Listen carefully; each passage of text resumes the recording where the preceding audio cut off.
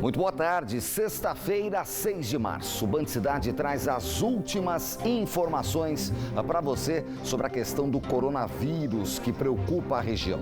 Subiu para 7 a quantidade de pacientes com suspeita da doença. Em São José dos Campos, moradores do Vista Verde pedem há 3 anos a retirada de uma árvore. Uma idosa foi atingida por um galho. E tem dicas da agenda cultural. O Band Cidade está no ar. E olha, subiu para 7 o número de pacientes com suspeita de coronavírus na região. 6 diagnósticos são investigados em São José dos Campos e agora Taubaté tem a primeira suspeita de coronavírus. Vamos ao vivo saber detalhes com a repórter Caroline Rossaz, que está com o secretário de Saúde de São José dos Campos. Carol, boa tarde para você. O que as autoridades dizem a respeito desses casos suspeitos? No caso aí em São José, mas serve também para toda a região.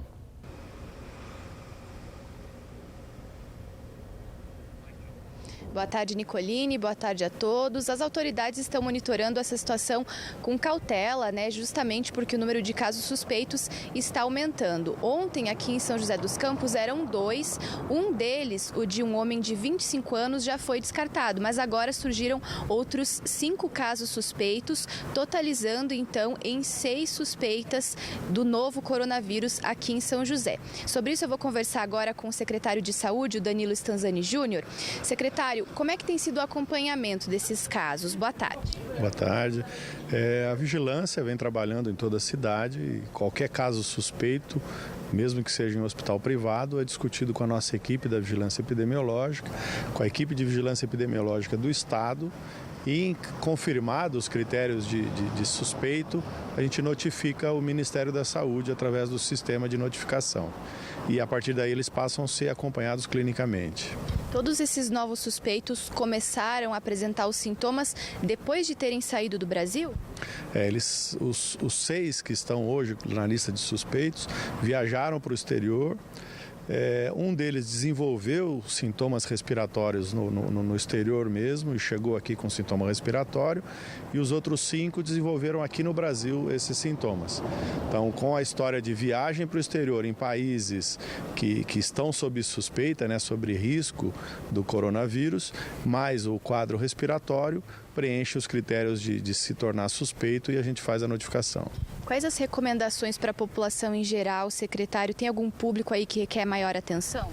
O que a gente percebe é que crianças muito pouco teve de contaminação, de infecção pelo vírus, e os mais idosos a gente tem mais preocupação. Então, um cuidado especial com as pessoas acima de 65 anos deve ser tomado sem sombra de dúvida.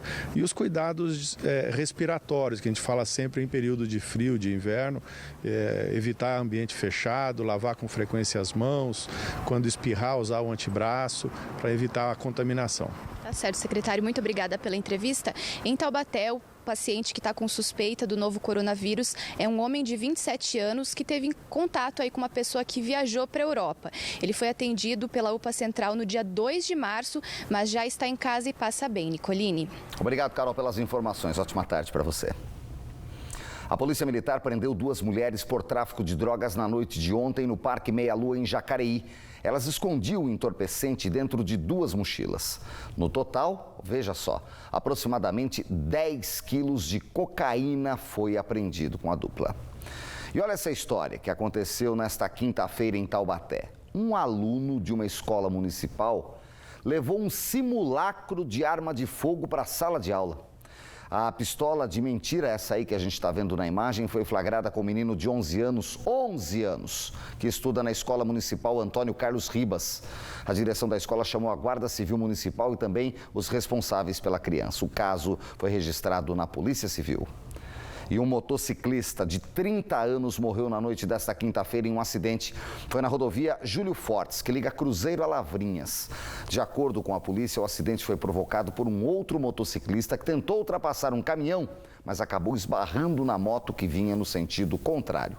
O motociclista desta moto que sofreu esbarrão perdeu o controle, caiu na pista e acabou morrendo no local. O motociclista que provocou o acidente fugiu sem prestar socorro.